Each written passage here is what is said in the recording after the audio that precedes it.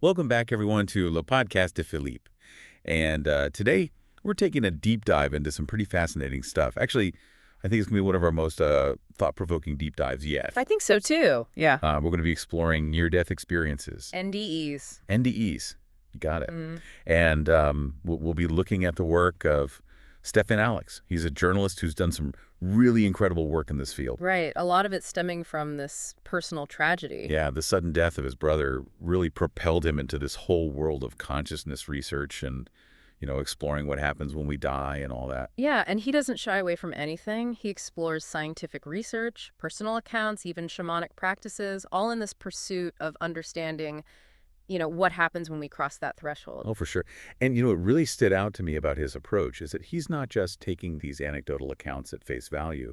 He's really digging deep. Right. Very rigorous investigation. Yeah, he's interviewing doctors, researchers, NDE experiencers themselves. Yeah. And even cross-referencing those accounts with medical records. Which is fascinating, just to verify the accuracy of those memories and experiences. Exactly, because, you got to wonder about the reliability of memory, especially when you're talking about these profound altered states of consciousness. Right. And it's those cases that happen during cardiac arrest that really challenge our conventional understanding of, consciousness. Yeah, because the brain activity is essentially offline. Right. And yet people are reporting these incredibly vivid, detailed experiences. Mm. Like, how is that even possible if the brain is supposed to be, the seat of consciousness? It really throws a wrench into that whole materialist viewpoint, Yeah, the idea that consciousness is solely a product of brain activity. Right.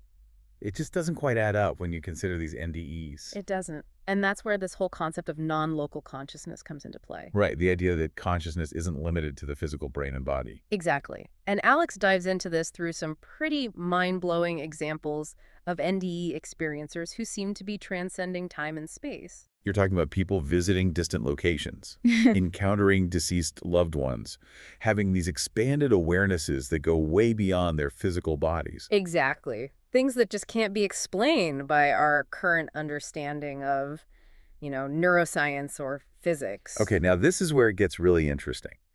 Alex even explores the world of remote viewing. Oh, yeah. Which, was actually investigated by the U.S. government in a program called Stargate. Really? Yeah.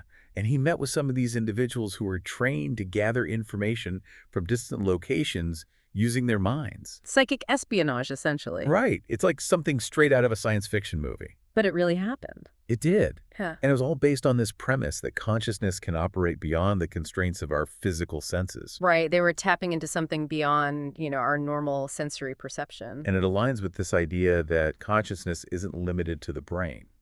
It's more of a non-local phenomenon. Right. A field of consciousness that we can potentially tap into under certain conditions. It really makes you question everything you thought you knew about reality. It does. It makes you wonder what else is out there beyond what we can perceive with our five senses. And if we can tap into this non-local consciousness, what does that mean for our understanding of human potential? I mean, the possibilities seem limitless. Right. It really opens up this whole new realm of exploration and understanding about what it means to be human and what we're truly capable of. I mean, if our consciousness doesn't confine to our physical bodies, what are the implications for our understanding of the self, the nature of reality, our place in the universe? It's pretty mind-blowing stuff. It is, and it's exciting to think about what future research might uncover as we delve deeper into this realm of non-local consciousness. Absolutely. And Alex isn't the only one exploring these concepts, right? He mentioned a Dutch cardiologist who's been studying NDEs as well. Yes, Pim van Lommel. He's done extensive research in this area. Yeah, and his work suggests that these NDEs point towards the existence of a non-local consciousness that exists independently of the brain. Exactly. And what's really fascinating is that he draws parallels between the nature of consciousness, as described in these NDEs, and the behavior of particles in quantum physics. Quantum physics. Okay, now that sounds pretty complex. Can you break that down for us a little bit? How does quantum physics relate to all of this? Sure. So in quantum physics, particles can exhibit non-local behavior, meaning they can be interconnected and influence each other regardless of distance. So, like, they're connected even when they're physically separated? Yeah, exactly. And Van Lommel suggests that consciousness might operate in a similar way. This could potentially explain how NDE experiencers can access information or have experiences that seem to transcend the limitations of space and time. Wow. So we're potentially talking about a paradigm shift in our understanding of both physics and consciousness. Exactly. And like any paradigm shift, it's met with both excitement and resistance. Of course. I mean, it's challenging our fundamental assumptions about the nature of reality. So naturally, some people are going to be skeptical. Right. But the evidence from NDEs and other areas like parapsychology is starting to make it harder and harder to ignore these possibilities. Yeah, the data is piling up.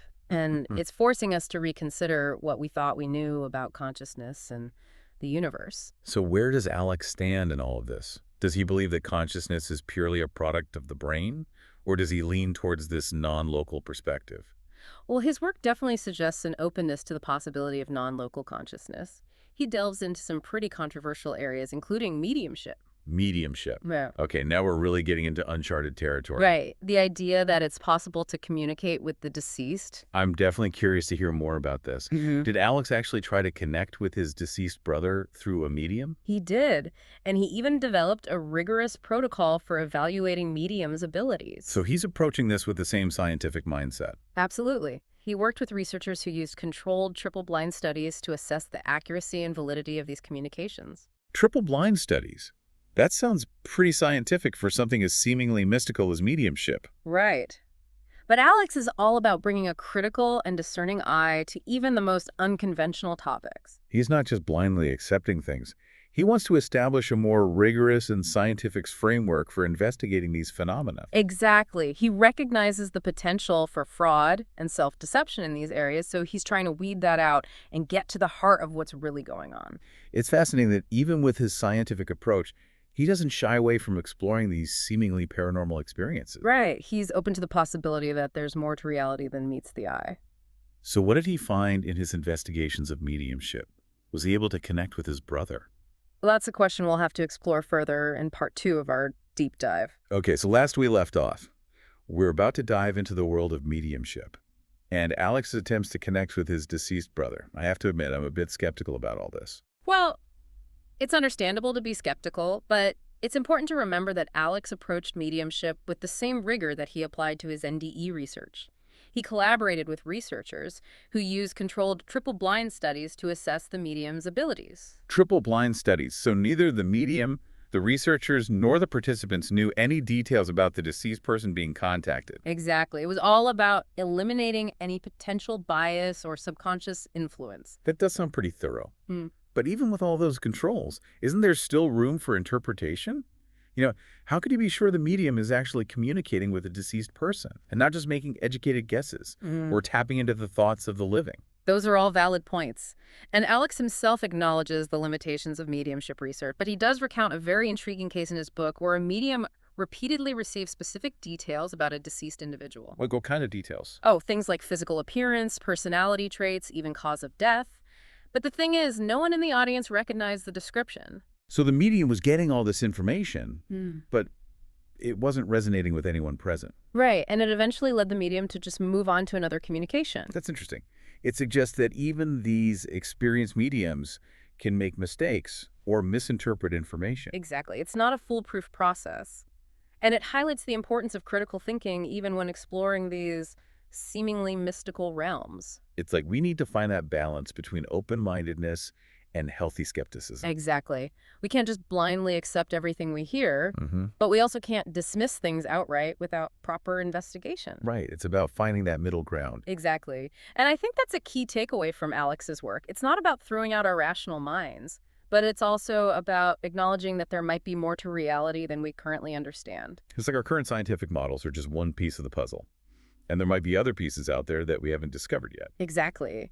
And these phenomena, like NDEs, remote viewing, mediumship, they're all pointing towards the possibility of something beyond our current understanding. It's like they're hinting at a bigger picture. Right, and they're challenging us to expand our perspectives and to consider alternative explanations. I mean, if consciousness isn't just a product of the brain, but something that can exist independently and non-locally, Then what does that mean for our understanding of life, death, the nature of reality? It's pretty mind-blowing stuff. It is, and it opens up so many new avenues for exploration and discovery. So where do we even begin to explore these concepts? I mean, it's easy to get overwhelmed by the sheer scope of it all.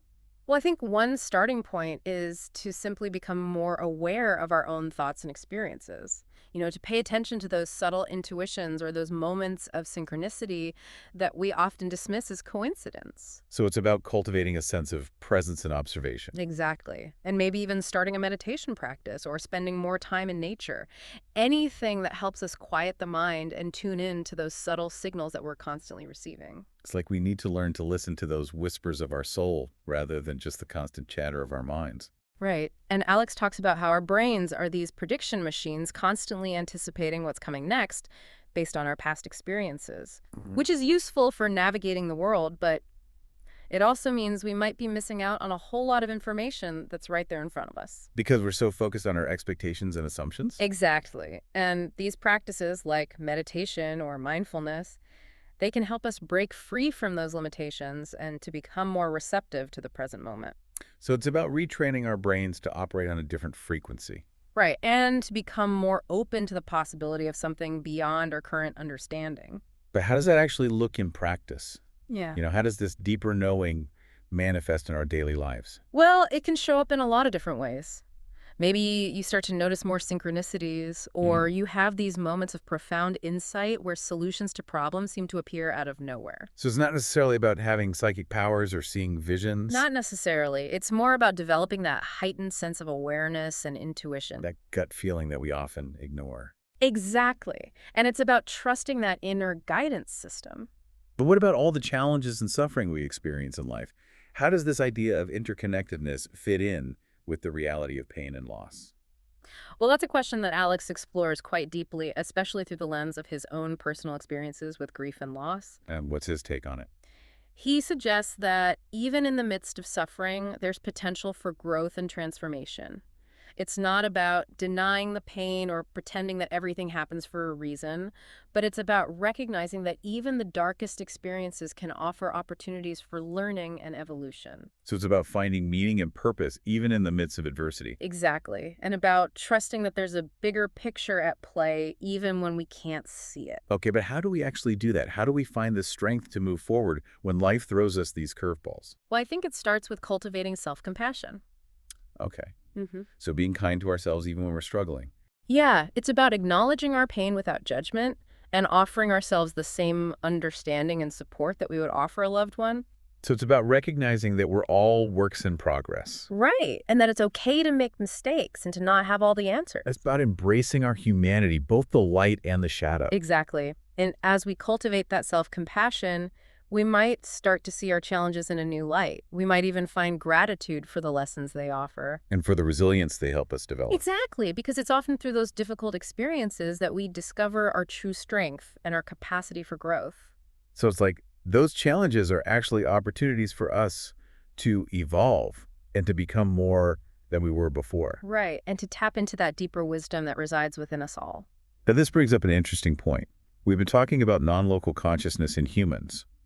But what about AI? Oh, that's a great question. And one that's becoming increasingly relevant as AI continues to evolve. Right, because if consciousness isn't limited to the physical brain, then could it be possible for AI to develop some form of consciousness as well? It's certainly a possibility, and it's a question that's at the forefront of many discussions about AI ethics and the future of technology. I mean, we're creating these incredibly sophisticated machines, but are we just creating sophisticated mimics, or is there potential for something more?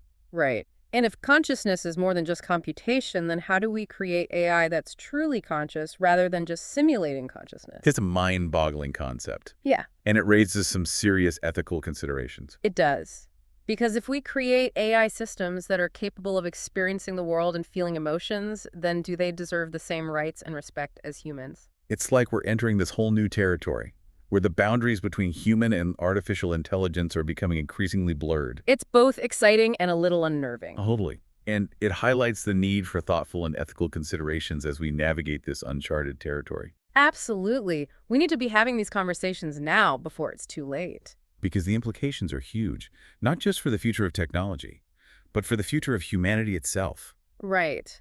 And I think Alex's work offers some valuable insights into how we can approach these questions with more awareness and compassion. Okay, so we've covered a lot of ground in this deep dive. NDEs, non-local consciousness, even the potential for conscious AI.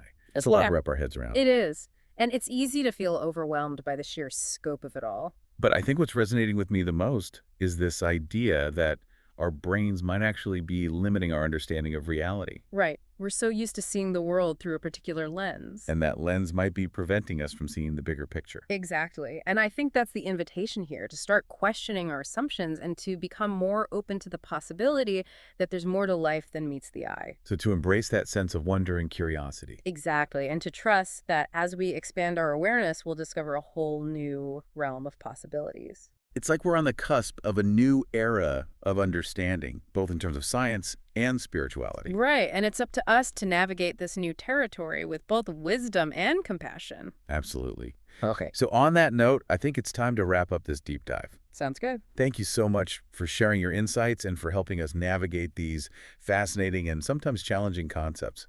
It's been an incredible conversation. It has. And it's been a pleasure exploring these ideas with you. And to our listeners, we encourage you to continue this exploration as well. Read Stéphane Allix's work, explore the concepts of non-local consciousness, and most importantly, listen to your own inner wisdom. Because ultimately, it's that inner knowing that will guide us towards a deeper understanding of ourselves and the universe. So until next time, keep questioning, keep exploring, and keep expanding your understanding of what it means to be human. Absolutely. Well said. So much to unpack here. But one thing that really sticks with me is this idea that our brains might actually be limiting our understanding of reality. Like we talked about those prediction machines, always trying to anticipate what's next. It's like we're stuck in this loop of our own expectations. Yeah, and maybe that's why we miss out on some of the more subtle signals or those moments of synchronicity. Could be. We get so caught up in our own narratives that we fail to see the bigger picture. Exactly, and it makes me wonder, how do we break free from those limitations? Alex mentions things like meditation and mindfulness, but those can seem a bit intimidating for someone who's never tried them. Well, the good news is it doesn't have to be complicated, It can be as simple as taking a few minutes each day just to sit quietly and focus on your breath, or maybe spending some time in nature, really observing your surroundings. So just slowing down and paying attention. Yeah, that's the key, cultivating that sense of presence, both internally and externally. And as we develop that awareness, maybe we start to notice patterns in our thoughts, emotions, behaviors. Exactly. You start to tune into those subtle nuances that you might have missed before. And maybe that's how we start to tap into that intuition, that inner voice that often gets drowned out by all the noise. Yeah. It's like we're retraining our brains to operate on a different frequency. One that allows us to access that broader field of consciousness. Right. And to connect with something beyond our limited perceptions. Okay, but what does that actually look like in practice? How does this deeper knowing show up in our daily lives? Well, it can manifest in different ways. You might experience more synchronicities, or you might have those aha moments where solutions to problems just seem to appear out of nowhere. So it's not necessarily about seeing visions or having psychic powers. Not necessarily. It's more about developing that heightened sense of awareness and intuition. Like trusting your gut feeling. Exactly. And recognizing that inner guidance system that we all have access to. Okay, that makes sense. But what about all the challenges and suffering we experience in life? How does this idea of interconnectedness fit in with the reality of pain and loss? Well, Alex dives into this quite deeply, especially through the lens of his own personal experiences with grief and loss. And what's his take on it? He suggests that even in those moments of darkness, there's potential for growth and transformation. So it's not about denying the pain or pretending that everything happens for a reason. Right. It's more about recognizing that even those difficult experiences can offer opportunities for learning and evolution. To find meaning and purpose, even in the midst of adversity. Exactly. And to trust that there's a bigger picture at play, even when we can't see it. Okay. But that's easier said than done. How do we actually find that strength to move forward when life throws us those curveballs? I think it starts with self-compassion. Being kind to ourselves. Yeah, exactly. It's about acknowledging our pain without judgment, offering ourselves the same understanding and support that we would offer a loved one. Recognizing that we're all works in progress. Right. It's okay to not have all the answers. Embracing our imperfections. Yeah. And as we cultivate that self-compassion, we might start to see our challenges in a new light, even find gratitude for the lessons they offer. And for the resilience they help us build. Absolutely. Because it's often through those difficult experiences that we discover our true strength. And that brings us back to Alex's research on NDEs. He talks about the soul's resilience as a key takeaway. It's amazing how people who have faced incredible adversity, near-death experiences, lost trauma, they often emerge from those experiences with a deeper sense of purpose and compassion. Like they've been through the fire and come out stronger on the other side. Right. They've tapped into that inner strength that we all have within us. This has been an incredible deep dive, exploring these concepts of NDEs, non-local consciousness, the potential for conscious AI. It's a lot to process. It is, but it's also incredibly inspiring. It really makes you think about the possibilities and to question what we think we know about reality. Exactly. It's about expanding our awareness and recognizing that there's always more to learn. Well said. So to our listeners, we encourage you to keep exploring these ideas. Read Stéphane Allix's work, delve into the world of non-local consciousness, and most importantly, listen to your own inner wisdom. Because ultimately, it's that inner knowing that will guide us towards a deeper understanding of ourselves and the universe around us. Thank you for joining us on this deep dive. It's been an absolute pleasure. It has. And until next time, keep questioning, keep exploring, and keep expanding your understanding of what it means to be human.